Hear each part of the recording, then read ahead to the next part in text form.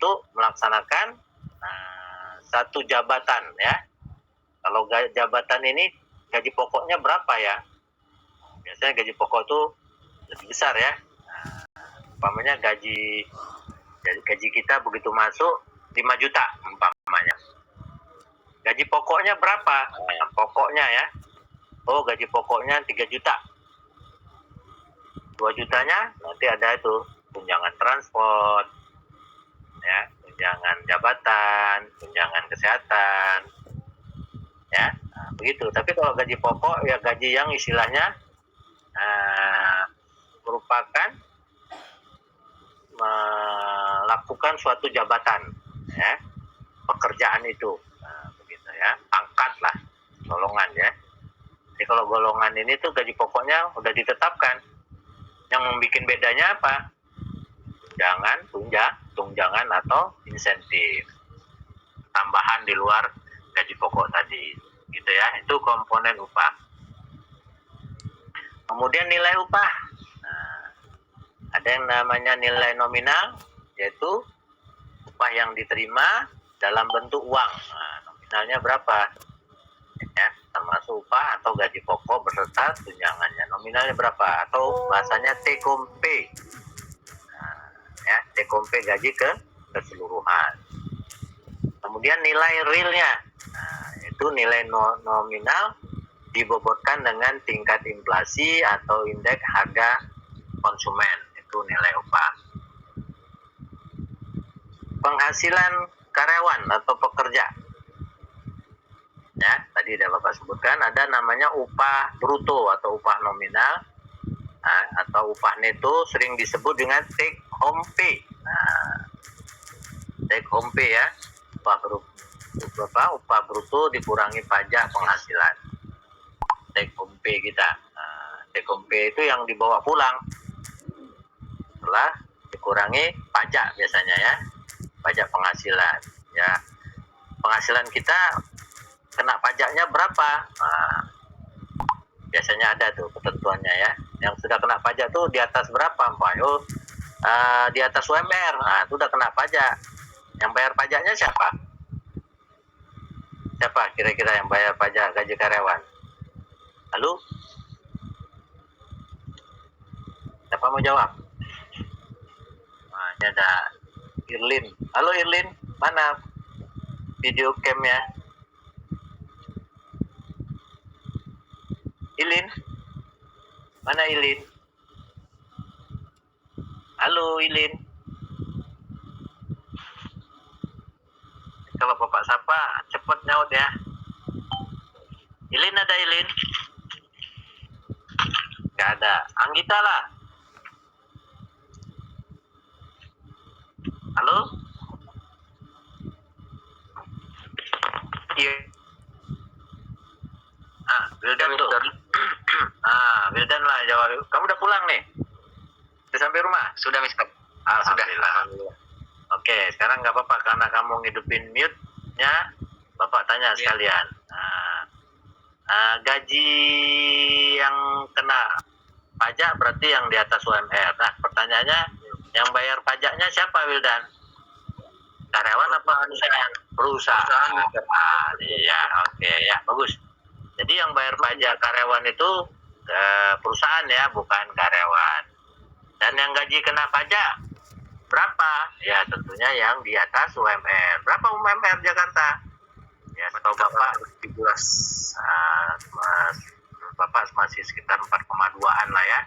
Walaupun kemarin sudah ada ketentuan dari gubernur, tapi masih dibahas di rapat dengan para pengusaha ya. Pengusaha merasa biasalah pengusaha ya, mau untung sendiri, nggak mikirin karyawannya. Kemudian penghasilan yang kategori berikutnya natura ya, dan fasilitas. Nah, ini di luar gaji ya, berupa apa? Umpamanya uang lembur. Nah, itu bukan gaji ya. Nah, makanya lembur ini biasanya diberikan di luar gaji. Tetapi ada juga ya. Nah, nanti pas gajian ada tambahan disebut situ. Gajinya tadi take home pay-nya umpamanya dapatnya 5 juta. Nah, di bawahnya ada bacaan lagi, lembur selama 1 minggu ya dapat 1 juta. Nah, jadi dia dapatnya 6 juta, 5 juta gaji TKP-nya, 1 jutanya lembur. Atau juga ada perumahan, namanya natura ya. Ya, kalau perusahaan yang besar kita sudah lama punya posisi jabatan, dapat fasilitas apa? Perumahan. Juga ada antar jemput. Nah, ini biasanya yang kerja di daerah Cikarang ya. Cikarang, Kerawang, tapi karyawannya ada dari Jakarta. Nah, biasanya tuh ditunggu di mana tuh, di Cawang situ ya, banyak tuh bus jemputan. Terus natura apa lagi? Dapat makan siang. Nah, ya, makan siang ini nggak wajib ya bagi perusahaan, tapi kebanyakan perusahaan juga karena perhatian kepada karyawannya, dia siapkan makan, dapat jatah makan siang ya. Ada perusahaan yang dapat makan siang, ada yang enggak ya. Jadi enggak suatu kewajiban. Makanya itu disebut fasilitas. Kemudian rekreasi, ya rekreasi.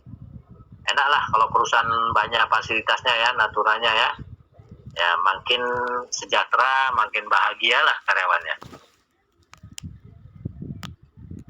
Oke, faktor-faktor yang mempengaruhi tingkat upah, tingkat gaji apa aja? Nah, ya dimulai pertama pendidikan dan keterampilan pekerjaan ya. Keterampilan pekerjaan. Ya, pendidikan mempengaruhi ya. Terutama untuk perusahaan-perusahaan dalam negeri ya. Tapi kalau perusahaan luar, perusahaan asing, pendidikan nggak jadi ngaruh ya. Yang penting skill, keahlian. Nah, mau dia sarjana, yang satunya D3 tapi lebih hebat D3, nah, tetap yang D3 yang bisa lebih besar gajinya ya, gitu. Kemudian kondisi pasar. Nah, ya, faktor yang mempengaruhi apa? Kondisi pasar kerja, permintaan dan penawaran. Kemudian biaya hidup. Nah, ya, indeks harga konsumen. Biaya hidup yang layak di suatu daerah ini berapa? Kayak Jakarta umpamanya tadi ya. Nah, makanya kalau gaji di Jakarta 4,2 itu udah bisa hidup layak belum? Ya, dianggap sudah. Ya, ibarat dia masih bujangan. Kalau masih bujangan masih malah lebih ya. Atau punya istri, atau iyalah kalau yang kerja wajibnya kan laki-laki ya, punya istri anak 1, nah itu kalau gaji 4 dan udah bisa menghidupin keluarganya lah kira-kira gitu. Walaupun dia harus ngontrak ya, rumah kontrak 1 juta masih mencukupi lah kira-kira gitu ya. Kemudian kemampuan perusahaan membayar biaya produksi, kemampuan serikat pekerja ya, SPSI ya, keberadaan dan kekuatan SP ya, produktivitas kerja, dan terakhir kebijakan dan intervensi pemerintah. Ini penting ya. Jadi sebagai penguasa pemerintah, perusahaan harus mengecek seluruh perusahaan, jangan sampai mempekerjakan karyawannya semena-mena, gajinya tidak mengikuti aturan ya, jam kerjanya melebihi tapi nggak ada lembur dan seterusnya. Jadi nih ada 7 faktor ya yang mempengaruhi tingkat upah. Ada pertanyaan sampai sini? Kalau nggak kita lanjut ya, struktur dan skala upah sekarang. Struktur dan skala upah. Ya, ada namanya struktur upah. Nah, ya, tadi Bapak udah bilang upah pokok atau gaji pokok ya. Nah, ini sekali lagi upah dasar yang dibayarkan kepada karyawan atau pekerja menurut tingkat jenis pekerjaannya. Ya, ditambah tunjangan tetap dan tunjangan tidak tetap. Itu struktur upah. Kemudian skala upah, itu aturan dasar yang menentukan upah yang didasarkan pada apa? Nah, jadi strukturnya sudah jelas, tingkat pendidikan. Nah, ada juga nanti ya, pendidikannya umpamanya D3, standarnya berapa? SMA berapa? S1 berapa? Kalau pendidikannya nambah lagi S2 berapa? Nah, jadi begini, kalau kita bekerja ya, posisi kita S1. Nah, nanti dalam 3 tahun kemudian kita kuliah lagi, nggak S2. Nah, itu ada kompensasinya lagi. Nah, ya, dianggap karyawannya punya prestasi pendidikan, ya, sehingga ada penambahan lah ya, karena dianggap dia menambah wawasan ilmunya begitu. Perlindungan upah. Slide berikutnya, perlindungan upah. Ya, sistem, prinsip, dan fungsi. Sistemnya didasarkan atas prestasi seseorang karyawan atau pekerja. Nah, jadi kalau kita dalam perjalanannya, prestasi itu menentukan kenaikan gaji ya. Jadi katakan begini, Indri, Mutiara, ya, sama Anissa masuk atau diterima seleksi kerja, ya, hari ini atau bulan ini sama, baru sama-sama masuk kerja, ya kan, di posisi yang sama ataupun berbeda. Nah, itu standar gajinya biasanya sama, sama-sama digaji, diberikan upah, 1 bulannya katakanlah 5 juta. Tapi dalam perjalanannya nanti dilihat prestasinya, bisa saja Indri melejit, ya, melejit dibandingkan temannya. Kenapa? Karena memiliki prestasi. Nah, jadi kalau kerja itu dalam tiap tahun kan ada kenaikan gaji, ya. Itu nggak sama. Jadi nggak semua karyawan tunainya sama-sama 15%. Oh enggak. Bisa aja ada yang naik cuma 5%, ada yang 10%, bahkan ada yang 15%. Wah, itu hebat kan? Kenapa? Prestasinya. Sehingga membuat yang lain juga bersemangat begitu ya. Atau bisa jadi ada yang nggak naik karena membuat kesalahan, dapat SP. Nah, dapat SP hati-hati ya. Nah, SP1 sampai SP2 apalagi. Itu dalam kenaikan tahun yang akan datang, kenaikan gajinya tidak dilibatkan. Ya. Aturannya begitu. Nggak dilibatkan gimana, Pak? Ya nggak ada kenaikan. Karena dianggap karyawan ini mendapatkan surat peringatan. Itu di SP itu biasanya bunyinya begitu. Ya, hati-hati jangan sampai kerja itu jadi dapat SP ya. Itu kesannya sama perusahaan kita dianggap jelek ya.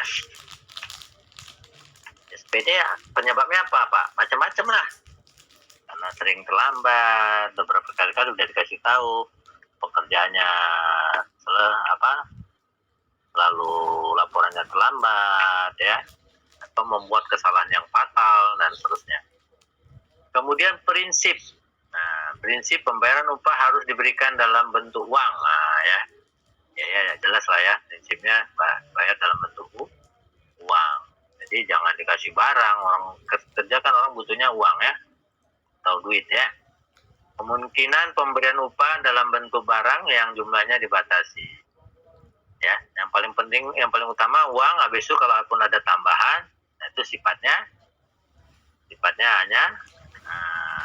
hanya kompensasi tambahan lah. Ada juga ya dikasih uang terus tambahnya dikasih beras, ada juga ya, sembako gitu ya. Ada tuh perusahaan itu. Baik kali itu kayaknya ya, perusahaannya ya, udah kasih gaji, dapat data beras sama minyak goreng, ada itu ya. Apalagi lah, tiap bulannya dapat beras 20 kilo, umpamanya, tambah 2 kilo minyak goreng, ya, dan macam-macam lah ya. Sekali lagi tergantung pemberian yang diberikan oleh perusahaan. Perlindungan upah berikutnya, fungsinya harus mampu menjamin kelangsungan hidup karyawan ya beserta keluarganya. Nah, ini fungsinya ya. Jadi ada sistem, prinsip, fungsi. Jadi kita kerja itu, karyawan untuk bekerja kan diharapkan karyawannya hidupnya terjamin ya. Nah, kebutuhan diri dan keluarganya terpenuhi. begitu. Makanya gajinya harus diperhatikan. Jangan sampai gajinya kecil, habis itu pulang kerja dia cari tambahan, apa umpamanya ngojek, ya, ngojek, jadi sampai malam. Nah, itu kan bahaya. Bahaya buat siapa? Buat perusahaan juga. Kenapa Pak bahaya? Kan gak ada hubungan dengan perusahaan. Siapa bilang? Kalau dia sakit, kan berarti dia nggak produktif. Ya, perusahaan bayar pengobatan juga kan?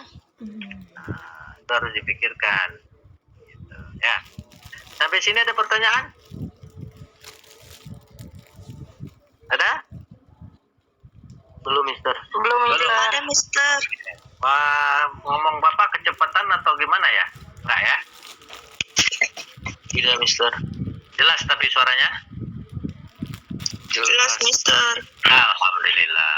Oke, kita masuk ke berikutnya ya. Nah, kita hari ini bahas tentang tadi ya, ART dan solusinya tadi di awal, terus kita masuk masalah gaji dan pengupahan. Sistem pengupahan di perusahaan. Ya. Peringkat sederhana jenjang jabatan. Ada teknik pemeringkatan yang namanya peringkatan ya, teknik peringkatan gaji, gitu ya. Jadi peringkat pekerjaan tinggi dan terendah sebagai benchmarknya, pembandingnya. Jadi di kantor itu pekerjaan kan ada kualifikasi kelompok ya, peringkatnya lah gitu ya. Contoh ya, bagian staf, dengan kepala bagian SPP, ya, itu kan udah jelas ya peringkatnya ya. Kepala bagian, SPP, manajer, direktur, pasti beda lah. Mohon maaf dengan OB umpamanya ya, security ya, itu namanya pemeringkatan pekerjaan tertinggi dan terendah. Ya, terus penilaian terhadap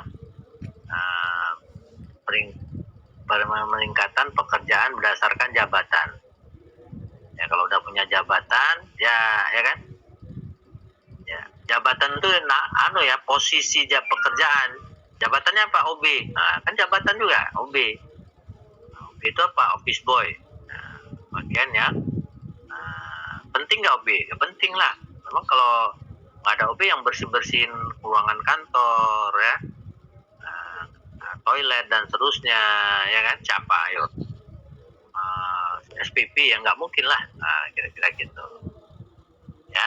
Jadi struktur organisasi sebagai dasar pemeringkatan. Nah, kemarin kan Bapak udah bilang, udah kumpul ya. Kalau yang belum Bapak persilakan, struktur organisasi di perusahaannya udah buat kan? Laila ada kirim belum? Udah, Mister, udahlah saya kirim lewat email. Oh iya, Pak nanya aja, bagus. Ya. Nah, itu maksudnya apa? Struktur organisasi itu untuk mau tahu peringkat kita. Peringkat yang paling tinggi siapa pemeringkatannya, Lela? Peringkatan yang paling tinggi? CEO. Iya, presiden direktur. Wah, paling tinggi lah di struktur itu. Gajinya juga banyak banget, capek ngabisinnya, ya kan? Gede kan, jadi CEO kan gede lah, direktur, wah gede itu gajinya, sampai ratusan juta ya, ratusan besar ya. Oh enak ya, gaji ratusan juta ya. Apa doain nih ada yang jadi direktur nih nanti ya, suatu saat ya. Amin. Iya, jadi direktur enak Wildan. Iya, amin ya. Nah, masa dari mahasiswa Bapak nanti berapa tahun ke depan ya, 15-20 tahun yang akan datang jadi direktur, Bapak doain ya. Jadi kalau jadi direktur udah pasti gajinya 75 sampai 100-an juta ya, bahkan lebih, tergantung perusahaan tentunya ya. Dapat fasilitas apa lagi, mobil, dapat fasilitas apa lagi, rumah, dapat apa lagi, wah mantap, lah. Pokoknya kesejahteraannya udah luar biasa. Itu namanya pemeringkatan pekerjaan. Karena tanggung jawabnya juga besar. Dalam hal ini ada kelemahan. Sederhananya mengakibatkan pengukurannya yang kasar. Ya, istilahnya ya, kelemahannya tidak ada skala nilai untuk mengukur pekerjaan. Para penilai memiliki pertimbangan subjektif. Jadi menurut teorinya ya, tapi menurut Bapak ya sesuai bidang lah, sesuai tanggung jawab pekerjaan gitu ya. Kemudian kita masuk sistem perbandingan faktor-faktor, yaitu jenis pekerjaan, tanggung jawab, dan risiko. Nah, itu tadi ya, makin tinggi jabatan makin besar risiko ya. Risiko apa? Ya kerjanya ya. Jadi kalau apa namanya, kalau di perusahaan-perusahaan asing itu, kalau direkturnya gagal bisa dicopot ya, bisa dicopot, bahkan diberhentikan tidak hormat, karena gagal ya. Jadi nggak gampang walaupun gajinya besar gitu ya.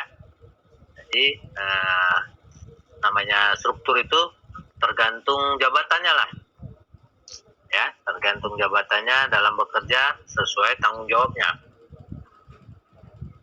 Kita sekarang masuk teori pengupahan ya. Ada pertama teori daya beli. Ya, teori daya beli ya. Mulai dari permintaan, skemanya ya, permintaan akan barang dan jasa. Ada permintaan ya atas barang dan jasa.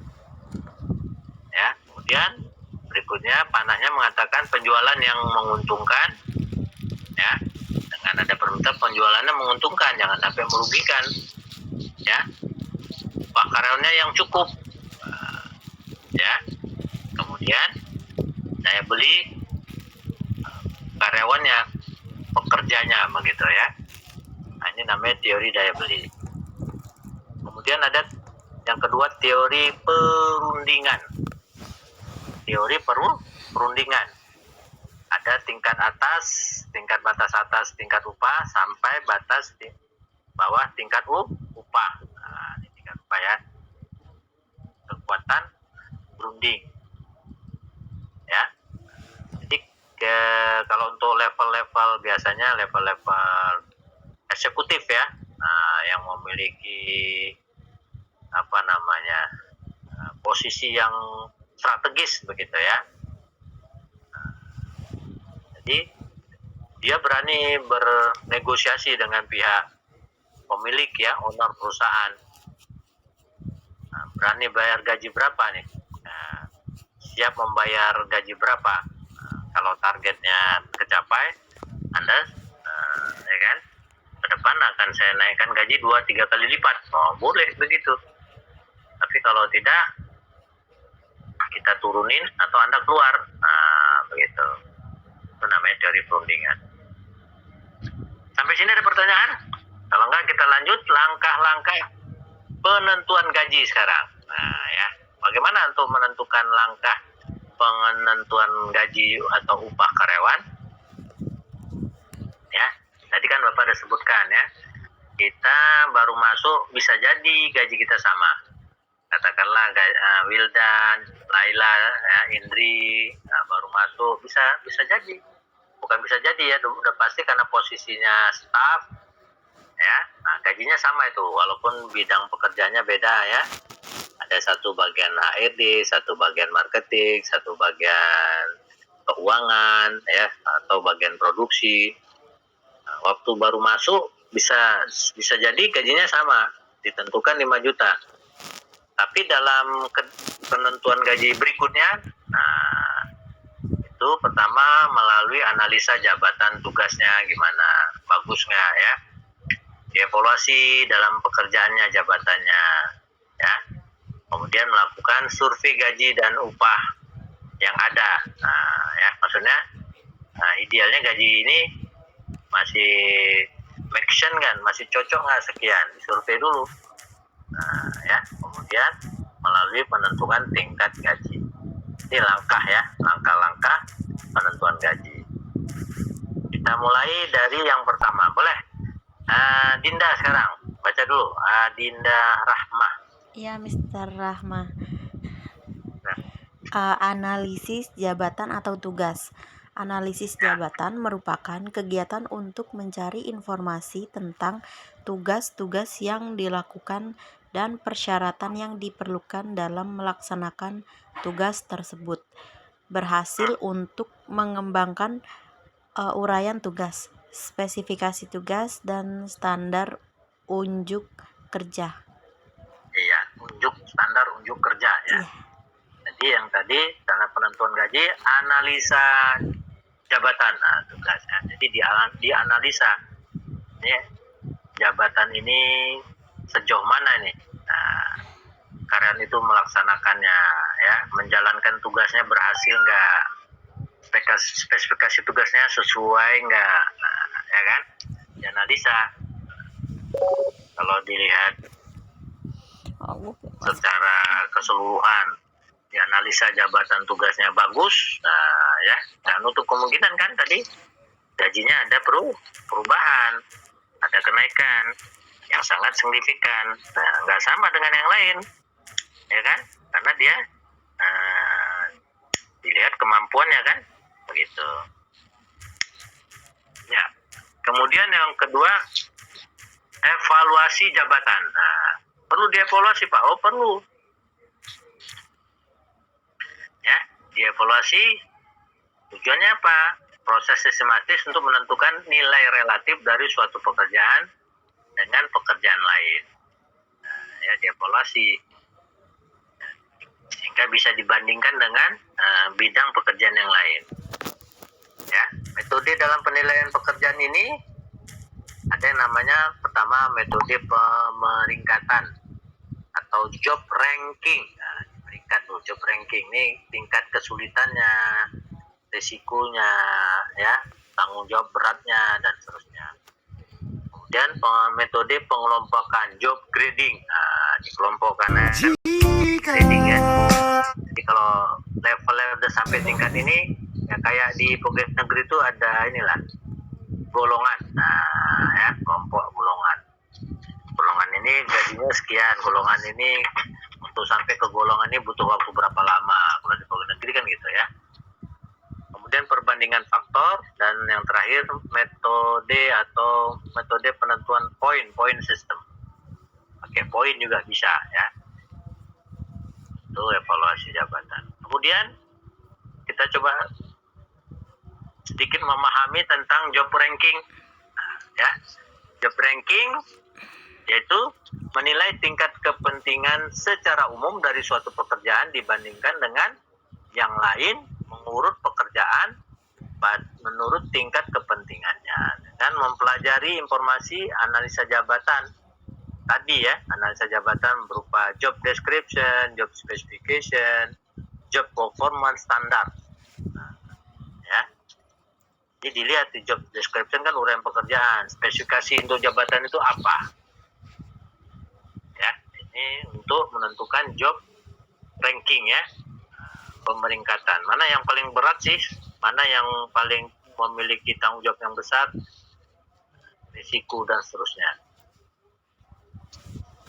Langkah metode pemeringkatan ada 4. Pertama, mendapatkan informasi jabatan, menentukan jabatan tertentu yang dinilai, ya, menentukan faktor yang dikompensasikan, dan yang keempat, memeringkatkan jabatan satu dan yang lain, ya, mengurutkan pekerjaan dari terpenting hingga yang kurang penting. Nah, diurutin mana yang penting, mana yang urgent, mana yang enggak.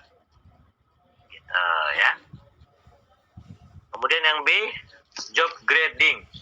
Grade-nya apa? Ya, kelompoknya. Jadi memang kalau perusahaan besar itu ya, bisa dilihat ini saya masuk grade berapa ya. Untuk bisa sampai ke grade itu butuh berapa tahun ya, atau bisa lebih cepat jika memiliki kualifikasi apa, gitu ya. Itu job grading ya. Nggak serta merta gitu ya. Jadi orang bekerja itu bukan ngikutin tahun berjalan aja, enggak, tapi dilihat dari hasil prestasi ya, pelatihan, pendidikan yang dia miliki. Jadi kalau ada nanti ini bekerja ya, pendidikannya D3, usahakan terus meningkat. Nah, sambil kuliah, itu kemarin kan ada kelas S1 yang Bapak ngajar tuh ya. Kelas 1 anak dari P3I. Itu Mas mempengaruhi nggak nanti dalam pekerjaannya? Oh iya, ya, dalam karirnya menentukan, pendidikannya terus berkembang ya, gitu. Langkah pengelompokan ada 4 juga ya.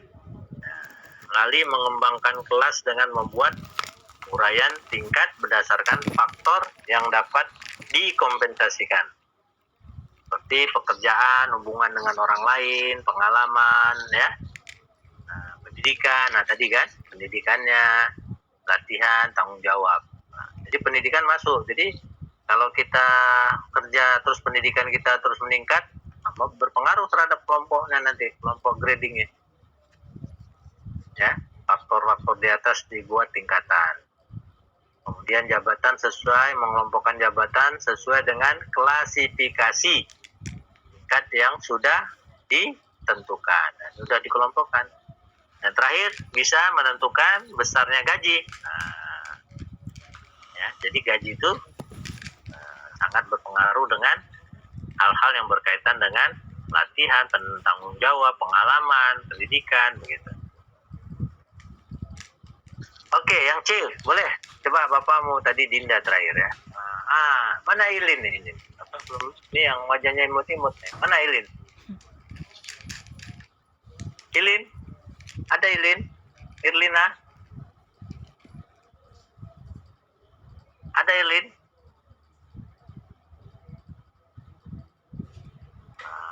Kalau enggak Siti Ulfah, Maifiroh, mana? Ulfa, Siti Ulfa, ada? Ini kok ikut kuliah tapi orangnya nggak ada nih. Saya aja Mister yang baca Mister. Ya boleh lah, Laila lah. Bapak mau minum dulu ya. Yang ke C sekarang. C. Metode perbandingan faktor. Metode perbandingan faktor adalah membandingkan beberapa faktor dalam pekerjaan yang dapat dikompensasi. Langkah-langkah metode perbandingan faktor. 1. Memperoleh ini memperoleh informasi jabatan. 2. Menentukan faktor-faktor yang dapat dikompensasi. 3. Menentukan jabatan kunci. 4. Membuat peringkat jabatan kunci berdasarkan faktor-faktor yang dapat dikompensasi. 5. Mendistribusikan tarif upah untuk faktor-faktor yang dapat dikompensasi. 6. Menyajikan dalam sebuah bagan perbandingan. 7. Mengevaluasi pekerjaan lain. Ya, sampai 7. Ya. Oke. Ya, benar sampai 7. Ya, oke, Cahya. Ya, Laila. Laila Cahyu. Ya, yang ketiga tadi, yang C ya, bukan yang ketiga. Perbandingan faktor metodenya ya. Kemudian yang berikutnya metode penentuan poin. Nah, pakai poin dia pula ya. Poin. Jadi ada yang model poin. Jadi kalau dalam 1 tahun setiap karyawan pabrik itu harus dapatkan poin sampai 500 umpamanya. Itu dapat kompensasinya bisa lebih. Nah, biasanya untuk karyawan-karyawan di perusahaan pabrik ya. Jadi cara kerjanya sudah diukur melalui sistem. Jadi orang berlomba-lomba, karyawan berlomba-lomba ya untuk mencapai target itu. Jadi nggak bisa nggak bisa lari dari targetnya. Makin banyak target, makin banyak poin yang didapat, ya makin besar nanti kompensasi. Ya, oke, langkahnya hampir sama lah ya. Menentukan secara rinci faktor yang dapat dikompensasikan ya, menentukan level faktor ya, menentukan poin untuk setiap faktor ya. Ini tadi Bapak ulangin ya biar adik-adik tambah nih ini adanya metode penilaian pekerjaan melalui pemeringkatan, pengelompokan, perbandingan faktor dan penentuan poin. Ini slide untuk sekali lagi mengevaluasi jabatan. Sekarang kita masuk yang ketiga, survei gaji dan upah. Survei gaji dan upah. Boleh, Nisa? Mana Nisa? Nisa mau Linda? Baca Iya, dulu. Mister. Ya, baca dulu, Not. Ya. Survei gaji dan upah. Survei gaji dan upah merupakan kegiatan untuk mengetahui tingkat gaji yang berlaku secara umum dalam perusahaan-perusahaan yang mempunyai jabatan yang sejenis. Survei dilakukan dengan cara mendatangi perusahaan-perusahaan untuk mendapatkan informasi tingkat gaji yang berlaku, membuat kuesioner secara formal. Ya. Nah, ini survei gaji ya. Ini maksudnya makanya pengusaha itu direktur dia kan banyak masuk ikut asosiasi para pengusaha ya, termasuk manajer ya. Nah, asosiasi manajer Indonesia itu para manajer HRD ada kumpulannya. Nah, itu mereka bukan kadang ya diskusi ya. Jadi ada survei. Jadi jangan sampai perusahaan tersebut ya, itu gajinya beda dengan perusahaan yang lain yang sejenis. Nah, itu bahaya. Bahayanya apa, Pak? Bisa saja tadi karyawan yang sudah pengalaman hijrah keluar ya. Kenapa? Di sini gajinya lama kali naiknya, kecil ya. Sementara di sana level SPP gajinya udah 20 juta, di sini baru 10 juta. Ya. Jadi ini perlu survei untuk tingkat upah ya, yang ideal, yang cocok sesuai dengan aturan yang berlaku. Jadi perusahaan ini juga begitu ya. Sebenarnya ya harus win-win lah ya. Perusahaan mendapatkan untung, yang kaya ya karyawannya ya, seluruh karyawannya disejahterakan gitu ya. Jadi jangan mau untung perusahaan doang gitu. Makanya ada istilah survei gaji atau upah. Keempat, berikutnya penentuan tingkat gaji. Salah satu teknik dalam penentuan tingkat gaji adalah dengan menggunakan sebuah grafik yang disebut scattergram ya. Scattergram. Jadi ada grafiknya ya. Ini namanya kebutuhan manusia ya. Makin hari makin tinggi. Belum lagi devaluasi tiap tahun ya. Perusahaan tentunya dalam tiap tahun adanya peningkatan, makanya tingkat gaji juga harus dipikirkan. Pak, tapi sekarang gimana Pak? Ya sekarang ini kan kemarin waktu zaman pandemi ya, kondisinya memang tidak memungkinkan. Nanti banyak perusahaan yang paling tidak yang bertahan, tidak ada kenaikan gaji, bisa ya, masih bisa bertahan, masih bagus. Bahkan jangan sampai menurunkan gaji. Gitu. Tapi Pak ada yang menurunkan gaji, ya itu udah kondisi risikonya ya, dan itu semua sudah dipelajari oleh para pimpinan, para atasan, dan itu disampaikan ke karyawan. Makanya ada istilah tadi work from home ya, kerja di rumah.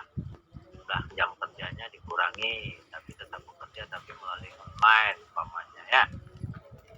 Nggak apa-apa sejauh bisa mempertahankan, tidak mem-PHK karyawannya. Jadi banyak cara ya. Kalau perusahaan ya istilahnya itu bisa transparansi, terbaca, terbuka. Kalau perusahaan maju berkembang ya karyawannya dipikirkan. Tapi kalau perusahaannya dalam kondisi redup, karyawan juga bisa memahami ya begitu ya. Saling memahami. Oke, berikutnya Nisa, tadi Bapak sapa Nisa tadi. Dengar suaranya. Halo Nisa, ada Nisa? Iya, Mister. Kira Nisa, tantangan dalam menentukan gaji. Tantangan dalam menentukan gaji. Tantangan dalam penentuan gaji. 1. Tingkat gaji yang lazim. 2. Serikat buruh. 3. Pemerintah. 4. Kebijakan dan strategi penggajian 5. Faktor internasional. 6. Nilai yang sebanding dan pembayaran yang sama. 7. Biaya dan produktivitas. Iya. Apa hal yang perlu diketahui tantangan dalam penentuan gaji? Ya. Gaji ini kan sesuatu yang penting dan lumrah dan harus dibayarkan perusahaan kepada karyawannya, kan gitu ya. Dia merekrut, menginginkan jasa dari karyawan, tentunya karyawan mengharapkan gaji dari apa yang dia kerjakan. Nah, makanya tantangannya pertama Pak, tingkat gaji yang lazim. Lazim yang layak. Berapa? Ya. Makanya oleh pihak pemerintah dalam hal ini kepala daerah dengan dengan pejabat-pejabat yang ada yang menentukan seperti yang anggota Dewan DPRD ya, kemudian para pengusaha, idealnya di Surabaya berapa nih gajinya, di Kerawang berapa nih, dan seterusnya, sehingga yang cocok lazim itu bisa menghidupkan karyawan beserta keluarganya berapa gitu. Juga serikat buruh, melibatkan serikat buruh ya, kumpulan para buruh ya, organisasi buruh, kemudian pemerintah ya, kemudian kebijakan dan strategi pengajian, aturan yang berlaku. Faktor internasional, ini faktor internasional maksudnya pihak luar ya, dengan tenaga kerja asing, TKA ya. Ini faktor internasional, idealnya di luar negeri itu seperti apa, atau di negara tetangga lah paling tidak ya, jangan sampai orang luar sama orang pribumi terlalu jomplang begitu. Dan nilai yang sebanding dan biaya dan produktivitas. Oke, sekarang kita lihat aturan hukumnya atau undang-undang tentang upah dan gaji ini ya. Pertama, peraturan mengenai kerja dan upah. Ya, peraturan mengenai kerja dan upah itu dituangkan dalam Undang-Undang nomor 13 tahun 2003 Ketenagakerjaan. Ya, juga Keputusan Menteri Tenaga Kerja dan Transmigrasi nomor 17 tahun 2005 tentang komponen dan pentahapan kehidupan hidup lah. Minister of Power, Education and Living Needs Component. Ini udah ada aturannya ya. Di juga ada lagi nomor 42 ya, tentang waktu dan upah kerja lembur. Atur juga. Jadi orang lebih kerja harus dibayar.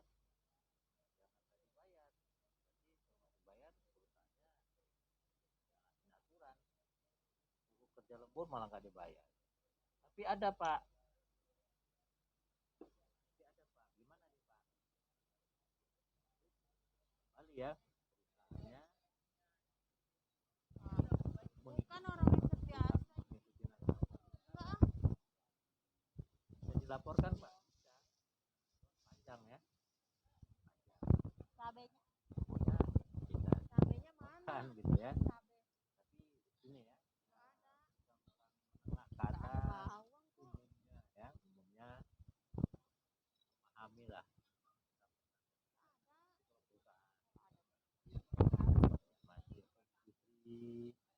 Ya kan,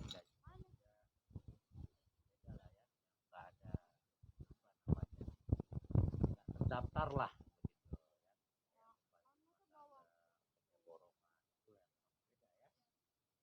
Kemarin banyak banget. Oke. Sekarang kita masuk upah lembur. Ya, upah lembur tadi kan sudah di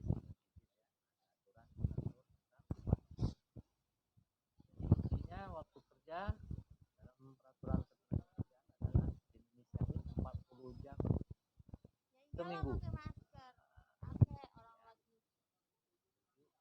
Orang-orang lagi terakhir pakai masker.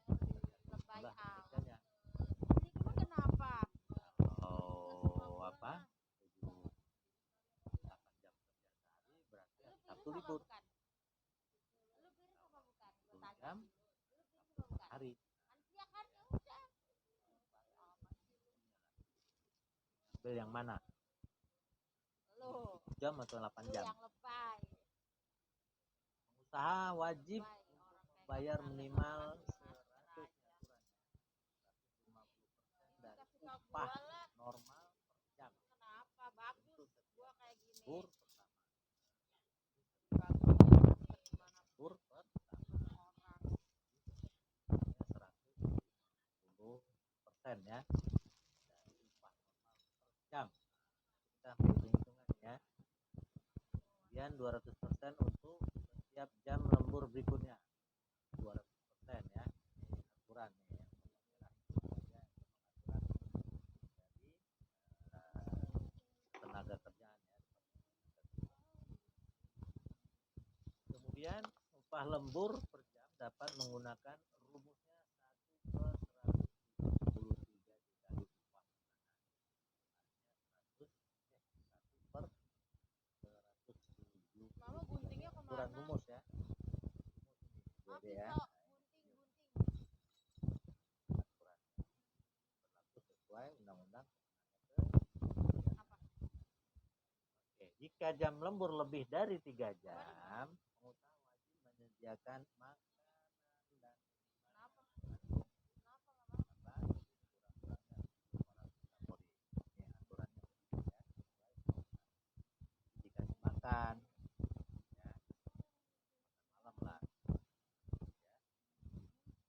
Siapa ada perusahaan lah. Jarang kadang-kadang bosnya itu ya. Bosnya baik itu begitu. Ini kan karena kerjanya belum kelar, kita harus kasih laporan nih. Coba nanti bapak kasih duit nih untuk beli makanan. Uang dari bos itu, dari atasan kita.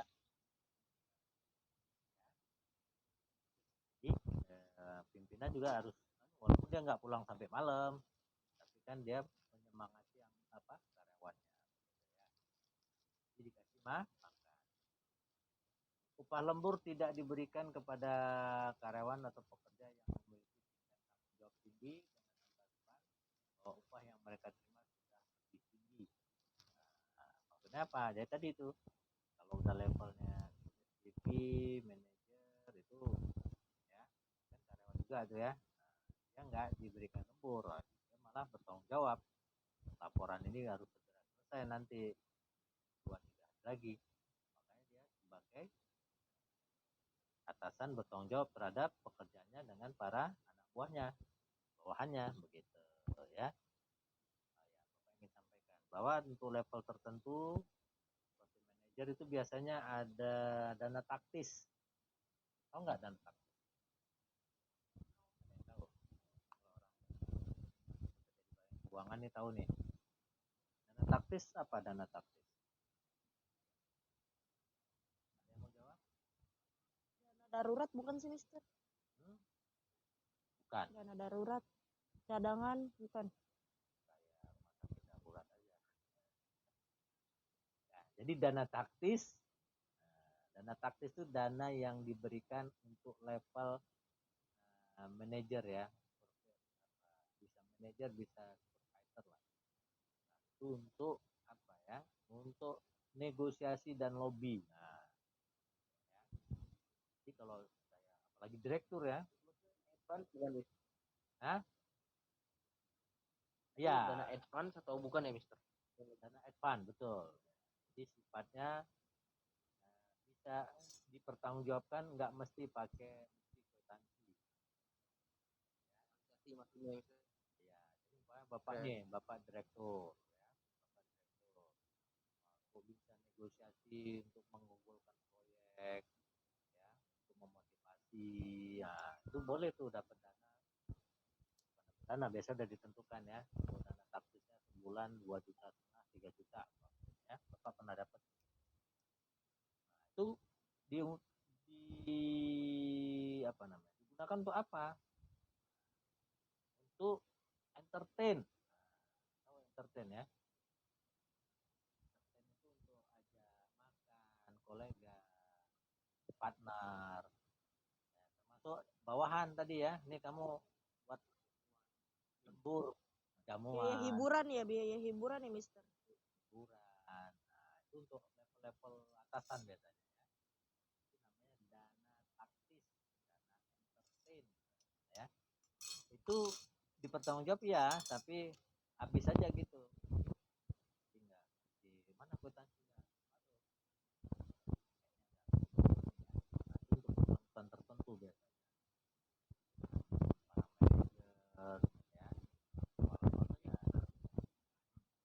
Ya, silakan. Ayo, silakan, Wildan. Yang baru Terkait dengan uang Nah, ayo, putus. Ayo, Wildan. uang itu di ya Mister. Udah jelas Mister. Enggak, belum dapat pertanyaannya Bapak Halo. belum dengar. Ya. Ini terkait dengan uang taktis yang dikeluarkan oleh atasan. Itu kan ada sangkut pautnya dengan laporan keuangan tuh. Ya. Penanggung jawabannya gimana Mister? Iya. Para tim akunting sendiri kan butuh lampiran pendukung gitu. Ya, bagus. Nah, ini yang Bapak tunggu tuh begini. Ini kalau orang akuntansi, orang bagian keuangan biasanya nanya begini. Nah, jadi ada dalam suatu perusahaan ada tadi yang namanya dana entertain atau dana taktis. Dana taktis yang itu diberikan untuk atasan tertentu ya, untuk menjamu, untuk ya istilah uang itu untuk keperluan apa ya, negosiasi dan seterusnya. Dan ini sekali lagi ini tidak mesti dipertanggungjawabkan pakai kwitansi. Nah, itu sudah menjadi aturan ini direktur ini itu dianggap sudah masuk posnya pos entertain. Nah, habis saja gitu uangnya 2 juta atau 5 juta berapalah. Dana ini biasanya ini kan ada faktor trust di sini ya, kepercayaan antara biasanya komisaris dengan para direktur yang ditunjuk. Kan kadang-kadang kalau mau jamu di hotel, ya kalau di hotel masih ada biasanya ya. Kalau kemana gitu makannya dia apa pakai kwitansi kayaknya banget gitulah ya. Disorot banget oleh siapa? Oleh lawan partnernya lah. Wah, ini pakai kwitansi. Jadi nggak ada masalah begitu ya. Termasuk tadi dana buah contohnya ya. Nah, ini kita laporannya belum lebur nih ya. Bapak kasih duit nih 500 beli pizza sampai capek habisnya. Nah, dia habis itu dia pulang nanti mungkin lah bos nanya dari kwitansi beli pizza mana. Nah, jadi dianggap sudah entertain gitu. Ya, paham ya? Terus kalau misalnya kurang, Mister, kalau misalnya kurang kan dia dikasih dana 5 juta nih sebulan, ternyata entertainnya 6 juta, berarti harus nombok dong, Mister. Kan nggak bisa dilaporkan katanya. Iya. Ya, itulah tadi ya. Pandai lah.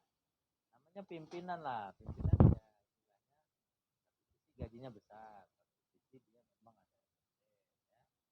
Kalau dia nombok ya namanya nanti kalau bonus dia kan lebih besar. Nah, jatah dia 5 juta. Tapi dia pakai 6 juta ya. Biasa aja nggak apa-apa. Bukannya Ya. semua yang berhubungan dengan kantor itu bisa diklaim ya, Mister. Kalau selagi dia lagi dinas, mau dia keluar duit bisa diklaim, Mister, bisa direimburse kan? Nah, itu kan dinas. Lain lagi ini kan Bapak cerita kan tadi kan apa? Oh, berarti ini di luar kegiatan kantor gitu ya, Mister? Bukan. Dana taktis itu dana yang diberikan oleh seseorang pimpinan untuk dia memberikan entertain. Nah, entertain kemana? Ke relasi kemana. Tapi kalau dinas lain lagi ada SPPD-nya kan. Ya, SPPD kan memang udah tertuang di situ. Ini kalau direktur ke Surabaya, hotelnya apa, bintang 5 lah, jangan bintang 3 Melati. Bener lah perusahaan. Pesawatnya apa, Garuda. Ya kan? Jadi totalnya selama pimpinan direktur kemana, ke Surabaya dinas 3 hari, bukan budget 20 juta umpamanya, termasuk tadi SPPD-nya, uang sakunya, gitu. Jelas ya? Ada lagi? Terima kasih, Mister. Oke, baik, bagus. Jadi kita masuk upah lembur nih nanti sampai ke perhitungan ya. Kemudian upah lembur tidak tadi ya, tidak diberikan bagi yang sudah level tertentu. Kalau yang tetap iyalah gajinya masih kecil, dia yang ngerjai, ya, hitung per jam, jam pertama, jam kedua, dan seterusnya. Ya. Kemudian pekerja atau karyawan buruh diberikan waktu istirahat yang cukup setelah melakukan lembur. Ya. Ini bisa ya, bisa enggak ya. Umpamanya gini, Laila lembur nih malam ini, itu enggak pula besok enggak masuk kan, enggak ya, masuk lagi. Atau nanti kalaupun udah lembur, waktu lemburnya lama, di depan bisa masuk siang, ya begitu. Ya, biasanya di HRD dibuat Tukar off ya, Mister ya. tukar off. Bisa. Ya, umpamanya. Yang pasti lembur ini dibutuhkan nggak? Butuh. Kenapa? Karena kepentingan lembur tujuannya untuk apa? Untuk menyelesaikan pekerjaan yang harus segera diselesaikan dengan batas waktu yang ditentukan. Umpamanya nih laporan biasanya ya. Biasanya orang keuangan tuh, ya, orang bagian ini tanggal 25 kan gitu ya. Jadi dari tanggal 20 udah sibuk ya. Pulang-pulang malam. Pulang malam dalam arti kata untuk menyelesaikan pekerjaan. Kemudian ada lagi istilah upah kerja malam. Tidak ada aturan khusus, hukum khusus mengenai pengupahan untuk pekerjaan malam. Ya. Namanya lembur pasti malam lah. Ya. Tidak ada aturan. Tapi itu tadi masuk kategori loh lembur. Larangan dan kewajiban tentang kerja malam bagi yang perempuan. Apalagi anak di bawah umur. Tujuannya apa? Ya untuk keselamatan ya. Jadi kalau lembur ini idealnya yang laki-laki. Tapi kalau ada pun wanita harus lembur karena memang karyawannya banyak yang wanita. Tinggal nanti disiapkan apa? Mobil antar jemputnya. Ya, maksudnya ya kalau nggak ada mobil antar jemput di hutan itu ya naik lah taksi gitu ya. Kira-kira dia nggak pulang naik angkot lah kira-kira gitu. Pengusaha yang mempekerjakan pekerja atau perempuan untuk shift malam ya, jam 23 ada juga nih ya. Sekarang kan security juga ada yang perempuan ya, pekerja di rumah sakit. Nah, ya, antara jam 23 sampai jam 7 pagi wajib memberikan makanan dan minuman bergizi. Nah, itu aturannya ya. Kemudian nah, ini tadi Bapak bilang wajib menyediakan angkutan antar jemput. Ya, apalagi perusahaan-perusahaan ya, yang lokasinya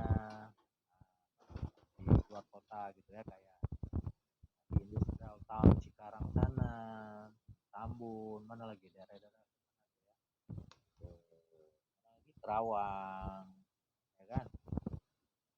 Itu perusahaan-perusahaan besar pabrik yang ada di Industrial tahun 2020 apa 2000 kan.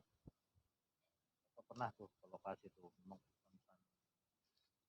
perusahaan mobil ya. Macam lah ya. Nah, itu biasanya pengusahanya menyediakan angkutan bus antar jemput, mobil antar jemput. Ya. Bus bisa mobil elf ya. Tujuannya apa? Ya biar untuk menjaga, dan perusahaan juga memikirkan itu ya,